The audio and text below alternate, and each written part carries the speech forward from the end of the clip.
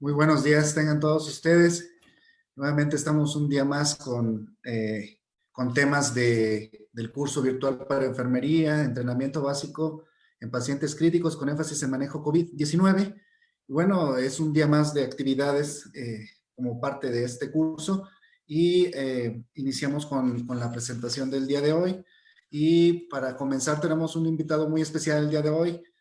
Me refiero al maestro y licenciado en enfermería especialista Emiliano Espinosa Muro.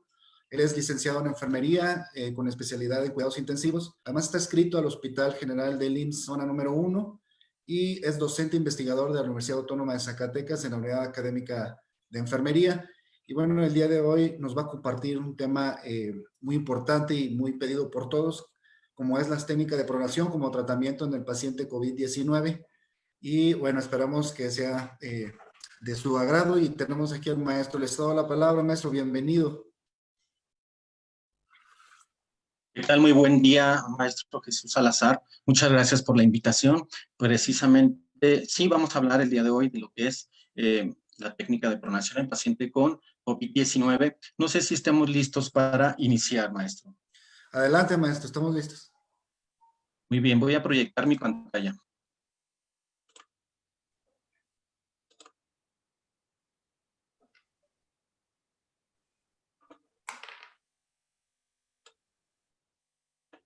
Bien, ahí estamos. Listos, ya estamos listos. Ok, vamos a analizar lo que es la técnica de pronación con tratamiento, como tratamiento del paciente con COVID-19. Para poder hablar de una pronación del paciente con COVID-19, pues obviamente tenemos que hablar acerca de la epidemiología del síndrome de distrés respiratorio agudo. Tenemos que es una de las principales causas de morbimortalidad en las unidades de cuidados intensivos. El Instituto Nacional de Salud en Estados Unidos nos reporta una incidencia de 75 casos por cada 100,000 habitantes, lo que nos arroja una mortalidad de entre el 40 y el 60%, en donde la falla orgánica multiorgánica es la primera causa de mortalidad en estos pacientes. Igual aunado pues al COVID-19, obviamente vamos a tener una excesiva cantidad de casos. La edad de mayor riesgo para desarrollar síndrome de distrés respiratorio agudo es de los 60 a los 69 años y a partir de los 70 años el riesgo disminuye. Obviamente hablando con una síndrome de distrés respiratorio agudo en paciente con COVID-19 y con las comorbilidades que tienen este tipo de pacientes, obviamente se van a estar presentando en menos de 69 años, en menos de 60 años. Vamos a obtener pacientes que tengan diabetes mellitus, pacientes que tengan EPOC, con asma, con fallas renales, etcétera. Todas las comorbilidades y generalmente crónico-degenerativas. Bien, el síndrome de distrés respiratorio agudo se caracteriza por una disminución de la distensibilidad y capacidad pulmonar residual, secundario a la lesión inflamatoria de la membrana alveolo-capilar. ¿Qué quiere decir esto? Pues que nuestros pulmoncitos, una vez que tenemos el síndrome de distrés respiratorio, van a disminuir un tanto en cuanto a la distensibilidad y en cuanto a la capacidad de almacenamiento del volumen total que necesitan nuestros pulmones para respirar. Esto provoca un aumento de la permeabilidad y por consiguiente un edema pulmonar difuso. Aquí podemos observar un alveolo normal y un alveolo el cual está cursando ya con un síndrome de distrés respiratorio en donde se afecta la membrana alveolo capilar y el alveolo se está empezando a llenar pues de un líquido rico en proteínas, lo cual está condicionando un edema. Esto pues genera una hipoxia severa que hace necesaria la ventilación mecánica para mejorar la oxigenación arterial de este tipo de pacientes. Como veíamos en la fisiología, en la fisiopatología, tenemos aquí un alveolo normal y aquí un alveolo ya con el síndrome de distrés respiratorio, en donde vamos a observar que lo que es la membrana alveolo-capilar va a quedar afectada por esta enfermedad y va a aumentar lo que es la permeabilidad y entonces va a entrar líquido o fluido rico en proteínas y con un color ya sea amarillento o un color rosáceo. Vamos a afectar a lo que son los las células tipo 2, que son los neumocitos y que son los responsables de ayudar a la distensibilidad tanto alveolar como pulmonar. Entonces, al ser afectadas estas células y no poder ser reparadas en ese momento, el alveolo o el pulmón va a empezarse a reparar automáticamente a través de la producción de nuevas células. Desgraciadamente, la reparación que va a tener nuestro pulmón o nuestro alveolo va a ser a través de fibroblastos. Va a empezar a llevar a cabo una cicatrización, lo que no nos va a ayudar mucho porque el tejido alveolar va a cambiar significativamente. Esto nos va a condicionar una disminución del porcentaje de respiratoria en lo que es nuestros pulmones. Como anatomía patológica tenemos que síndrome de distrés respiratorio se va a observar en 3 fases. La fase va a ser exudativa, la primera fase, y se va a presentar del 1º al 7º día, como con una lesión, con un edema y una inflamación a nivel celular alveolar. Para la fase proliferativa, que va a ocurrir entre el 3º y el 10º día, se va a encontrar la proliferación de variedad de células en donde el sistema inmunológico del paciente va a estar mandando bastantes células a fagocitar todas estas células que están necrosadas o que tienen algún daño. Por lo tanto, va a haber una alta proliferación y un alto edema agudo pulmonar. Pasamos a lo que es una fase fibrótica que se va a presentar posterior a los 21 días del síndrome de distrés respiratorio, en donde vamos a encontrar fibrosis intersticial y reestructuración del parénquima pulmonar. Esto no nos conviene mucho porque obviamente el pulmón va a quedar con cierta fibrosis, con cierto tejido cicatrizal que disminuye mucho la capacidad pulmonar. El paciente con sus manifestaciones clínicas va a presentar hipoxemia, en donde el paciente va a tener disnea, taquipnea, cianosis, trastornos de ritmo y conducción cardíaca, así como hipertensión, desorientación, agitación psicomotriz, delirio, pérdida del estado de conciencia, convulsiones y muchas de las veces disminución de la filtración glomerular. ¿Cuántos pacientes hemos estado observando en nuestros covitarios que también desarrollan una falla renal, ya sea aguda, y si la tienen crónica, pues se va a agudizar esa falla renal crónica? Los pacientes también manejan cierto grado de hipercapnia, en donde van a realizar respiración superficial, lo que va a condicionar a que este paciente almacene más CO2. Va a haber disociación tóraco-abdominal, diaforesis, taquicardia, cefalea, vértigo, somnolencia, coma, asterixis y papilledema. Lo que es la cefalea, pues obviamente se va a agudizar con pacientes con COVID-19. El cuadro clínico en las primeras 12 a 24 horas después de la primera lesión del síndrome de distrés, el paciente aparentemente se va a encontrar estable, sin embargo va a tener signos y síntomas muy mínimos y pocos hallazgos radiológicos. El primer síntoma que se va a manifestar en el paciente es una taquipnea y se va a asociar con una hipoxemia refractaria. Después del 1 al 5º día de iniciar la sintomatología, se escuchan estertores clínicamente, se aprecian infiltrados alveolares con broncogramas aéreos y en la tomografía axial computarizada vamos a observar una consolidación pulmonar con distribución irregular, como podemos ver aquí en la imagen. Aún no se ve lo que es la imagen de vidrio despulido, sin embargo ya empieza a haber algunas consolidaciones a nivel de los rayos X y en la tomografía también las podemos ver de forma irregular.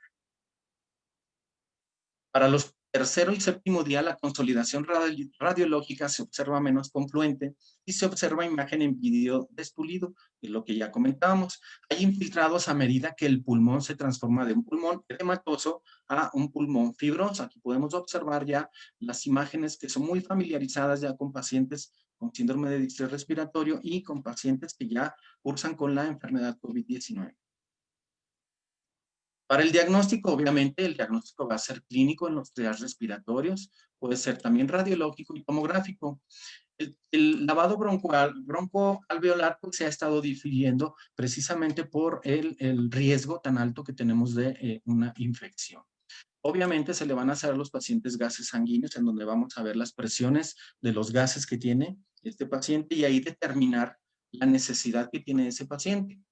El tratamiento va a ser identificación y abordaje temprano del factor desencadenante, ingresar al paciente a la unidad de cuidados intensivos con una previa valoración, un monitoreo continuo, su control estricto de líquidos y el control de patologías de fondo, que son las comorbilidades que tiene este paciente. Vamos a otorgarle al paciente una ventilación no invasiva. Puede ser a través de presión positiva con mascarilla facial o nasal, a través de un CPAP. Como podemos observar, pues sí tenemos mascarillas suficientes para poder manejar a los pacientes en CPAP. De tal manera que evitemos una ventilación mecánica invasiva. Sin embargo, cuando el paciente ya no nos aguanta mucho, pues vamos a tener que utilizar lo que es la ventilación mecánica. Las ventajas de la ventilación no invasiva, pues es evitar complicaciones asociadas al tubo endotraqueal en el caso de que nosotros intubemos a nuestro paciente. Mejorar el confort del paciente, preservar los mecanismos de la vía aérea y preservar la comunicación. Asimismo, preservar la deglución y favorecer a que el paciente se siga alimentando. Bien, una vez que decidimos intubar a nuestro paciente y darle un tratamiento con ventilación mecánica, vamos a manejar metas ventilatorias de protección pulmonar. En el caso de pacientes con síndrome de distrés respiratorio, vamos a iniciar un volumen corriente entre 4 y 8 mililitros por kilo. Básicamente vamos a iniciar con 6 y después vamos a ajustarlo. De manera que este tipo de pacientes no tengan tan altos parámetros de ventilación y dejemos que esos pulmones se puedan ir recuperando poco a poco. Vamos a manejar PEPs entre 5 a 8 centímetros de agua, siendo que si tuviéramos que manejar una PEP de 10, pues ya va a ser algo diferente para este paciente, porque ya no está aguantando las presiones de protección pulmonar. Una FiO2 entre el 21 y el 60%, una saturación de oxígeno garantizada del 88 al 94%, presión arterial de oxígeno entre 55 y 80 milímetros de mercurio y la presión de dióxido de carbono entre 35 y 48 milímetros de mercurio. Obviamente manejar parámetros bajos de presiones, de distensión de meseta y de máxima de la vía aérea. Cabe mencionar que, como habíamos dicho, si viéramos en la necesidad de poner PEPs de mayores de 10, tenemos que considerar al paciente ponerlo en posición prono y manejar lo que es el bloqueo neuromuscular, en donde vamos a fijar una sedación en el paciente, vamos a fijar una analgesia en el paciente y además también una parálisis en el paciente, donde vamos a utilizar ya sea midazolam, propofol, fentanil, y vamos a utilizar también becuronio, rocuronio, cisatracuronio, según lo que tengamos en nuestras instituciones.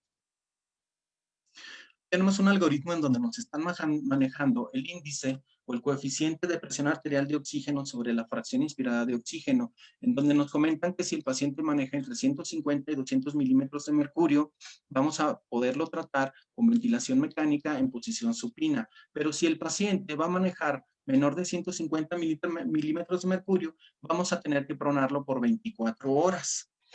Una vez que pasen 4 a 6 horas, vamos a volverle a hacer el estudio para verificar si el paciente está siendo respondedor a la posición prono o no. También se puede realizar la gasometría hasta las 20 y 24 horas posterior a la posición prono y también sacar una vez más el índice de presión arterial de oxígeno y fracción inspirada de oxígeno en este mismo lapso de 4 horas. Si nuestro paciente ya maneja más de 200 milímetros de mercurio, vamos a considerar ya poderlo poner o girarlo a supino. En el caso de que no los maneje y nos siga manejando menos de 150, vamos a seguirlo pronando al paciente por otras 24 horas, hasta nosotros observar si hay alguna mejoría en este coeficiente o índice y en cuanto a las saturaciones de oxígeno.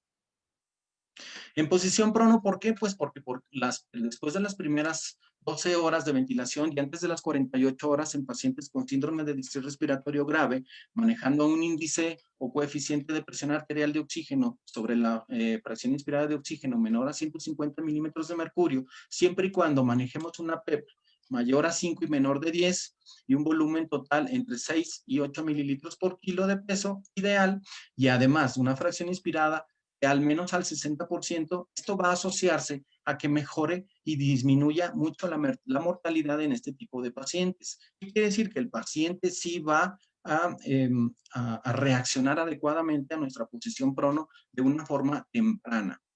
La ventilación en posición prona es, por tanto, justificable y de bajo costo. Debe ser una competencia del personal de una unidad de cuidados intensivos, aun cuando implica riesgos que son generalmente prevenibles. No se ha documentado pues, que aumente la mortalidad en el paciente, el cual se coloca en una posición prono. Al contrario, hay mejores estadísticas en cuanto al tratamiento. Bien, este tratamiento empezó a aplicarse en los años 70 y ha mostrado un beneficio en el aumento de la oxigenación arterial en pacientes sometidos a ventilación mecánica, en los pacientes con síndrome de distrés respiratorio. ¿A qué nos referimos? A que si el paciente estaba manejando una saturación de oxígeno al 60% y en el momento de pronarlo a las 4 o 6 horas, el paciente se modifica bastante entre 88 y 94% esa saturación de oxígeno. Ahora vamos a ver por qué, cuáles son los beneficios. Esto redistribuye las presiones pleurales, haciéndolas más uniformes y acercando el gradiente de presión a cero. Aquí tenemos a un paciente en posición supino en una tomografía y observamos lo que es la silueta cardíaca. ¿Qué está pasando? Que el corazón está comprimiendo a ambos pulmones. Y aquí todo lo blanco que observamos es el edema que tiene nuestro paciente. Al posicionarlo en una posición prono, vamos a observar que la silueta cardíaca cambia de espacio hacia el espacio inferior y observamos claramente cómo este edema que se encontraba acumulado en el espacio muerto a nivel dorsal de los pulmones empieza a drenar a través de la gravedad. Entonces, sí es muy benéfico en estos pacientes llevar a cabo una pronación. Distribución más homogénea de los volúmenes pulmonares. En una posición supino, el pulmón se va a ver de esta forma, como un cono invertido. Y en la posición prono, vamos a observar al pulmón de esta otra forma. De manera que vamos a favorecer con la gravedad a que se lleve a cabo la excreción de secreciones o de edema acumulado en este pulmón, en los pulmones de nuestro paciente. Además de un importante reclutamiento alveolar en las zonas dorsales que antes estaban colapsadas, por ende mejora la oxigenación, como ya habíamos dicho, va a mejorar entre 88 y 94% o inclusive un poco más. Y además vamos a estar manejando fracciones esperadas de oxígeno menores a 70, menores a 80. Una disminución en el riesgo de muerte asociado a la posición prono en las personas ventiladas con volumen corriente bajo. Entonces, si nosotros manejamos volúmenes corrientes bajo, vamos a evitar que nuestro pulmón tenga estrés. Vamos a evitar que el pulmón, aumentando esas presiones, sufra el pulmoncito. Entonces, al meterle presiones bajas, vamos a dejarlo que descanse. Además, le vamos a otorgar un drenaje adecuado con la posición prono. El tiempo de pronación con instauración antes de las 48 horas de la evolución de la enfermedad e hipoxemia severa, pues sí nos va a mejorar bastante al paciente, siempre y cuando la instauración sea muy precoz en estos pacientes y obviamente en cuanto nosotros lo podamos identificar para poderlo pronar. La posición prono es una técnica segura que asocia a una estrategia de ventilación protectora. Va a mejorar la oxigenación en usuarios con síndrome de distrés respiratorio asociado a COVID-19.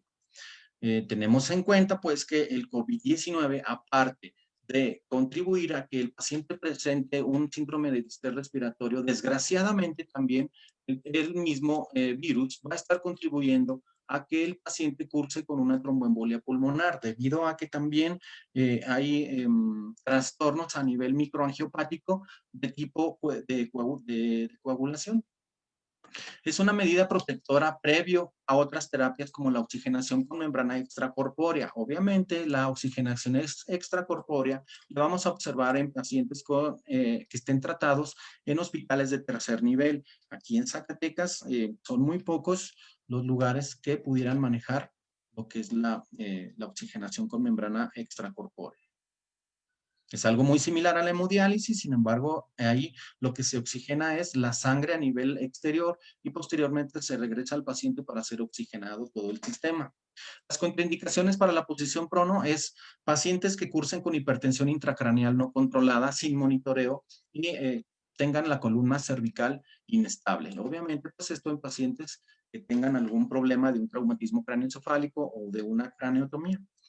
Pacientes con abdomen abierto, con lesión ocular o facial, con lesión torácico-lumbar, fractura pélvica, cirugía abdominal reciente y que genere aumento de la presión intraabdominal. Recuerden que va a estar hacia abajo el abdomen, por lo tanto va a aumentar la presión.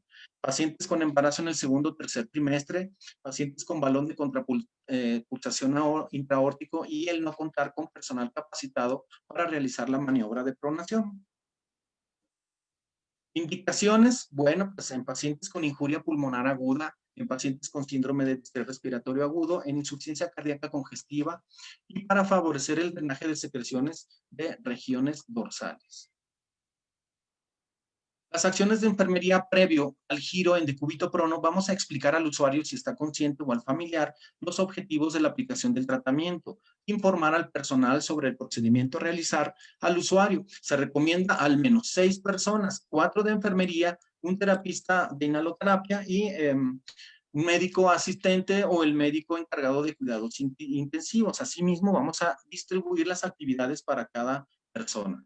Reunir el material necesario para aplicar el procedimiento, un dispositivo JD, 6 almohadas, parches para monitoreo electrocardiográfico y parches extrafinos para, bueno, ahorita lo vemos, y un ungüento de terramicina. Limpiar ambos ojos y lubricar con el ungüento de terramicina y colocar los parches extrafinos en zonas con riesgo de ulceración, por ejemplo, los pómulos, la zona clavicular, las rodillas, el dorso de los pies. Entonces, estos parches ultrafinos, pues son parches básicamente hidrocoloides, se manejan generalmente en el neonato. Igual también podemos utilizar del que se maneja para las úlceras por presión en el adulto, sin embargo, es un poco más grueso. Aquí tenemos pues una imagen en donde podemos observar todos los puntos de riesgo de úlcera por presión en los pacientes. Aquí tenemos al paciente en decúbito lateral y aquí al paciente en decúbito prono. Todas esas zonas vamos a tratar de protegerlas en el momento que giremos a nuestro paciente. Aquí observamos como a esta pacientita pues ya le pusieron algunos parches hidrocoloides delgaditos de forma que estemos cubriendo lo que son las rodillas, los huesos de la tibia, los muslos, algunas salientes óseas y también se le ponen en la cara a la paciente. Recolocar las bombas de infusión en el lado de la cama donde vaya a quedar situado el acceso venoso central. Recuerden que los pacientes tienen su catéter venoso central, entonces tenemos que redirigir esas bombas de infusión. Colocar a los pies de la cama los drenajes torácicos de manera que quede entre las piernas, por ejemplo, una sonda vesical. Colocarla y el sistema recolector de orina del lado contrario al que se vaya a girar al usuario, pasándolos por debajo de la pierna para que quede debajo de esta. Comprobar la fijación, esto es muy importante, del tubo endotraqueal o de la sonda nasogástrica, de los accesos vasculares y los drenajes. Gestionar colocación de un circuito cerrado para aspiración en el paciente. Normalmente ya todos los pacientes intubados que cursan con COVID-19 ya tienen que tener un circuito de aspiración cerrado. Obviamente para evitar lo que son los vapores.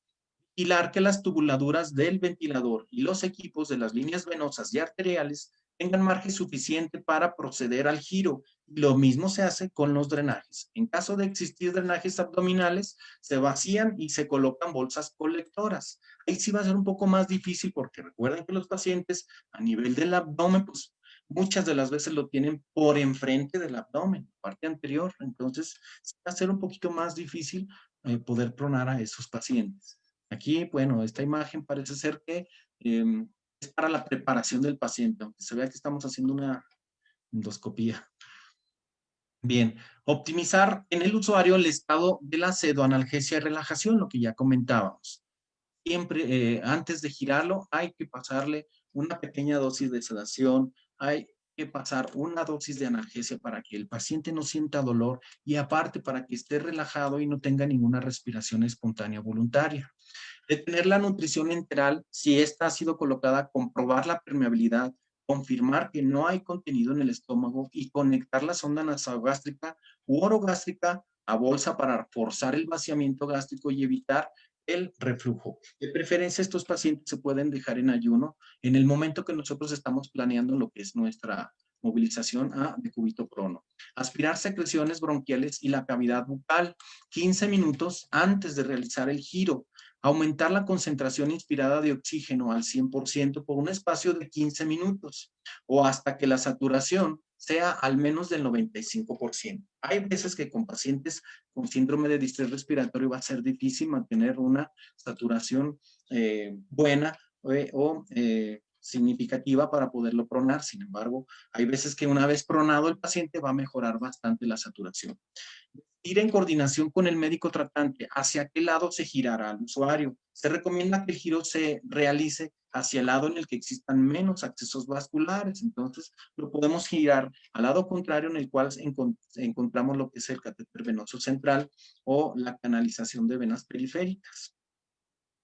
Aquí se observa pues cómo están aspirando ya al paciente antes de colocarlo en una posición prono.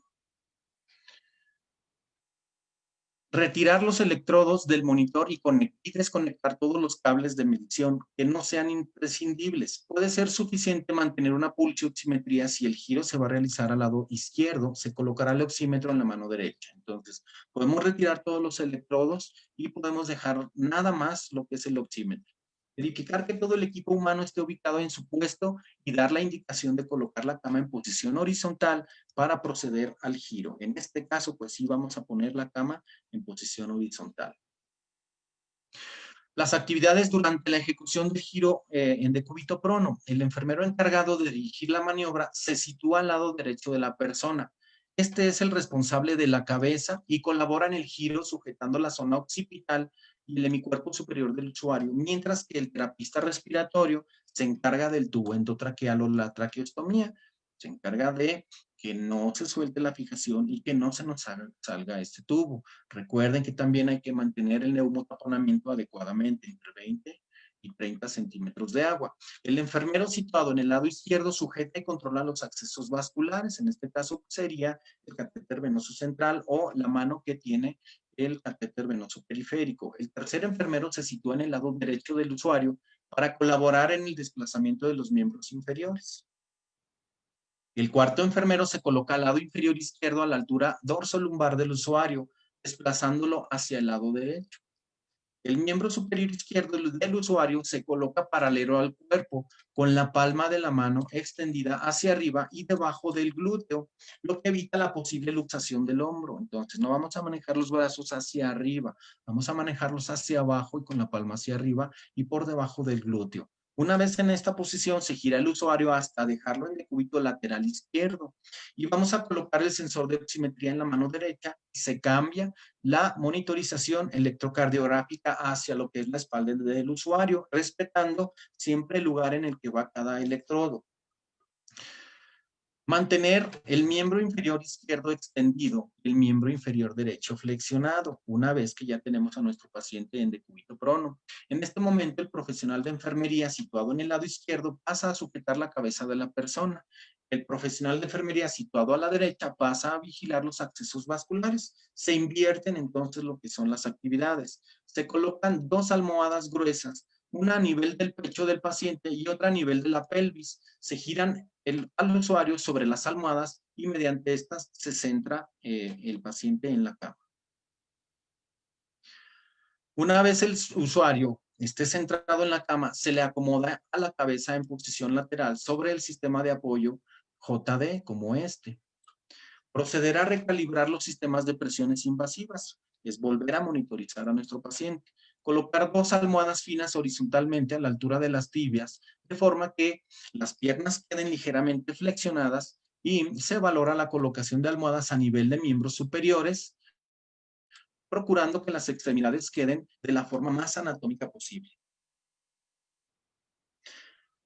Posicionar la cama en antitren de Lemburg más o menos va a quedar a 30 grados y se mantiene la concentración inspirada de oxígeno, aún así al 100% hasta por otros 15 minutos. Restablecer los parámetros ventilatorios definitivos y reiniciar la nutrición enteral en este paciente siempre y cuando haya una indicación médica. Los cuidados de enfermería, la cabeza de lado y ligeramente lateralizada. Vamos a evitar la extensión excesiva, por lo que se coloca una toalla o un dispositivo JD como este. El dispositivo JD lo podemos hacer ya sea con una sábana clínica y con un vendaje, de forma que quede en forma de JD y podamos utilizarlo en el paciente para su cabeza. Esto nos va a ayudar a que el paciente no se apoye en la mayor parte de la superficie posible, se eviten compresiones sobre el tubo endotraqueal y permita la realización de los cuidados bucales y el drenado de la saliva. Entonces vamos a estarlo posicionando normalmente. Situar un brazo apoyado totalmente sobre la cama a lo largo del cuerpo, en rotación interna con la palma de la mano hacia arriba y manteniendo el codo y el hombro ligeramente flexionados sobre 30, 20, 30 grados. El otro brazo se coloca por encima de la cabeza en rotación externa con el codo y el hombro flexionados a 90 grados y un rodete en la mano para mantener su flexión fisiológica. Colocar una almohada a la altura de las escápulas. Esto va a elevar el tórax, reduciendo el peso sobre las mamas del paciente. Colocar una almohada a la altura de las crestas ilíacas, que eleva la pelvis, protegiendo la columna lumbar de hiperextensión y aliviando el peso de la articulación coxofemoral. Asimismo, nos va a ayudar también a mantener el abdomen sin ninguna presión y bien, y péndulo. Asegurar un abdomen péndulo mediante una buena colocación de las almohadas para evitar compresión abdominal y el consecuente incremento de presión de este compartimiento.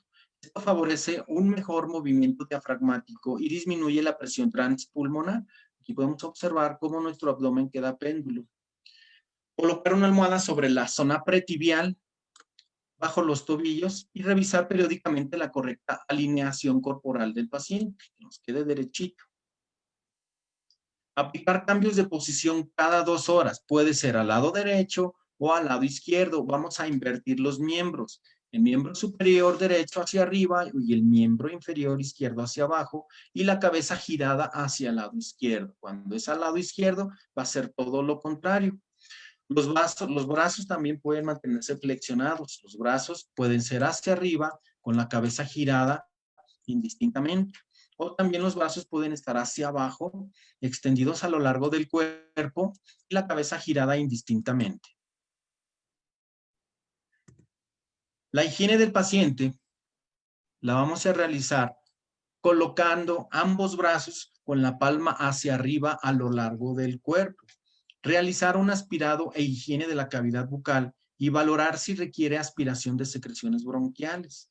Recuerden, solamente vamos a valorar, no vamos a hacer una aspiración de secreciones rutinaria, y menos en pacientes con COVID-19. Esto para disminuir también el grado de vaporizaje que se va a presentar en la sala y además, pues no someter a un paciente a una no aspiración o una aspiración que él mismo no necesita. Retirar las almohadas y el JD de la cabeza para poderlo girar. Introducir por debajo del muslo con la palma hacia arriba la mano del brazo que quedará debajo del cuerpo al girar para evitar la luxación del hombro, que es lo que hicimos al principio que lo pronamos.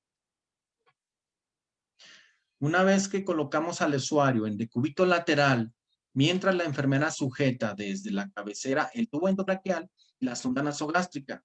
En esta posición vamos a realizar la higiene de la zona ventral y se va a cambiar la sábana sucia y hasta la mitad de la cama. Vamos a valorar si el paciente tiene alguna herida. Vamos a llevar a cabo las curaciones y cambiar los apósitos que el paciente pudiera tener. Vamos a valorar todos los puntos de presión que tiene nuestro paciente y que nosotros ya protegimos para ver si continúan con esa protección y si no, pues tenemos que volverla a instalar. Comprobar el estado general de la piel. Aquí también, una vez que se realiza el lavado o el baño en el paciente, pues también podemos lubricar la piel. Situar a la persona usuaria en decúbito prono y repetir el procedimiento hacia el otro lado para terminar de lavar y de cambiar la sábana sucia en este tipo de paciente. Aquí más o menos observamos pues que los están realizando una higiene a nuestro paciente. Bien. Colocar las almohadas, el JD y el empapador a la altura de la cabeza antes de volver a colocarle en decúbito prono. Colocar de nuevo los brazos en posición coordinada con el giro de la cabeza, así como podemos observar en nuestra imagen, y comprobar la alineación corporal general y los parámetros hemodinámicos en lo que es nuestro monitoreo no invasivo y asimismo ajustar algunos parámetros a nivel de la ventilación mecánica del paciente. Bien, como conclusión, en el paciente, el cual se somete a una ventilación mecánica invasiva y además se le coloca una ventilación prona, tenemos que los pacientes con síndrome de distrés respiratorio agudo por COVID-19 responden favorablemente a esta medida debido a la distensibilidad pulmonar preservada en comparación con pacientes con síndrome de distrés respiratorio agudo causado por otro tipo de causas. El tratamiento que se ha estado llevando a cabo en pacientes con COVID-19, que tiene que ver también con anticoagulantes, nos ayuda mucho a evitar una tromboembolia pulmonar o tener algún problema a nivel microangiopático. De forma que si nosotros podemos identificar a tiempo que el paciente esté cursando con un síndrome de distrés respiratorio y lo atendemos en tiempo y forma, estos pacientes van a tener una muy buena evolución en cuanto a su tratamiento de ventilación mecánica invasiva y en pronación.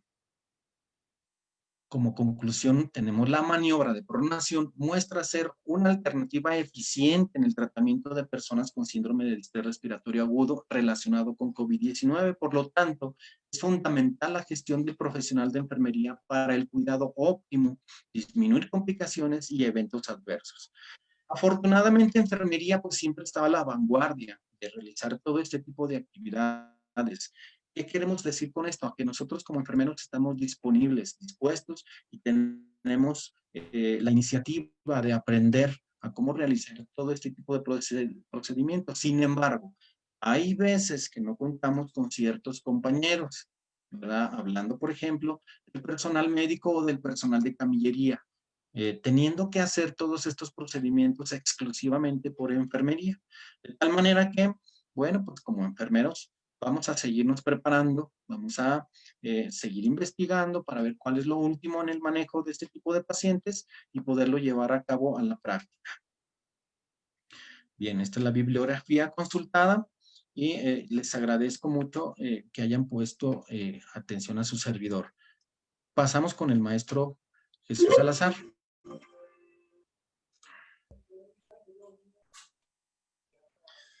Gracias, maestro, por la excelente presentación. Sin duda, como siempre, muy enriquecedora. No sé si tengan alguna pregunta los que nos están sintonizando, pues nos la puedan hacer llegar por medio del chat en Facebook. Y por lo pronto aquí tengo un par de preguntas. La primera pregunta que nos hacen llegar es ¿cómo nos damos cuenta que el paciente está haciendo o está respondiendo a esta técnica?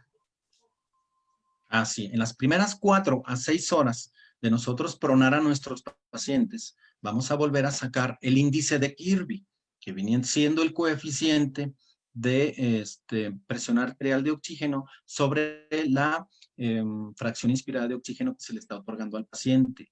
Si vemos que mejora bastante de que nosotros decidimos pronarlo cuando estaba en 150 milímetros de mercurio y mejora a 200 o hasta 300 milímetros de mercurio, este paciente tiene una muy buena aceptación en cuanto a la posición prono. Eso es lo que nos va a decir, este paciente está cursando muy bien.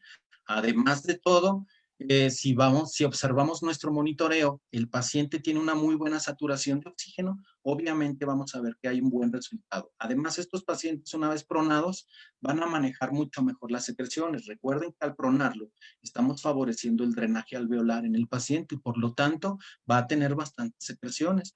Por lo tanto, tenemos que estarlas retirando. Ok, maestro, muchas gracias.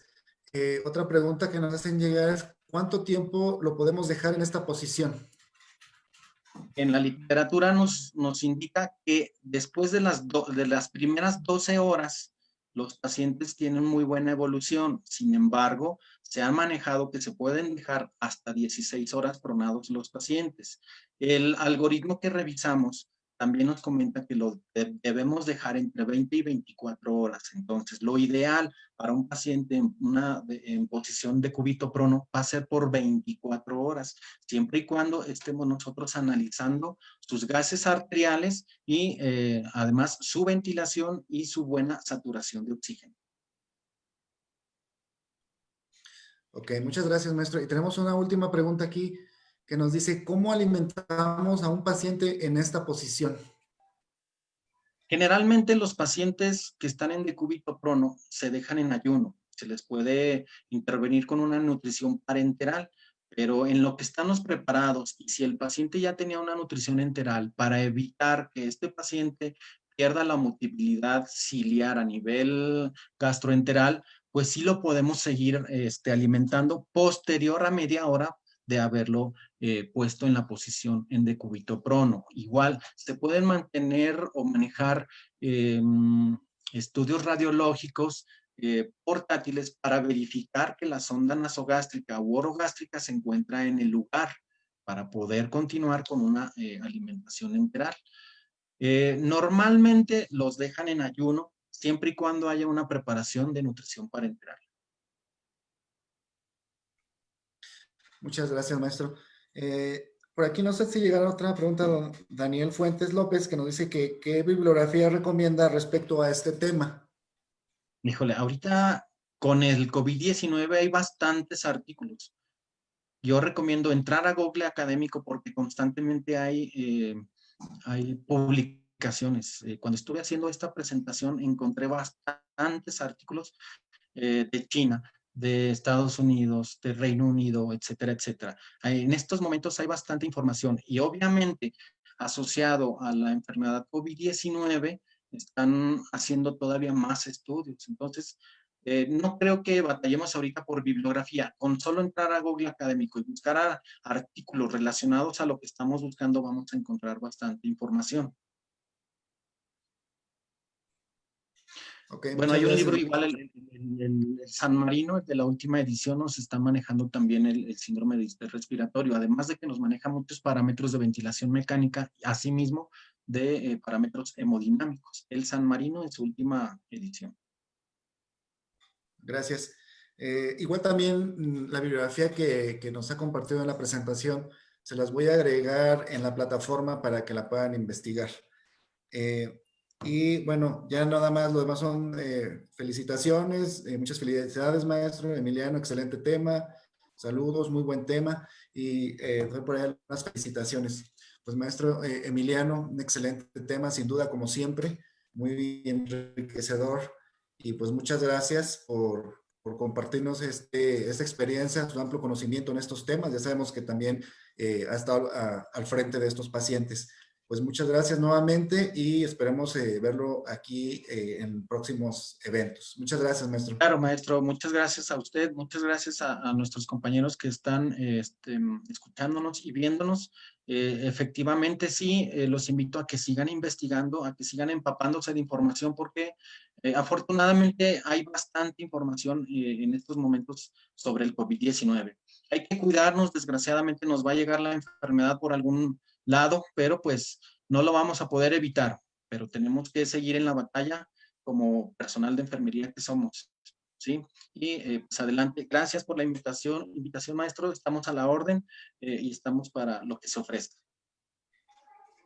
Muchas gracias.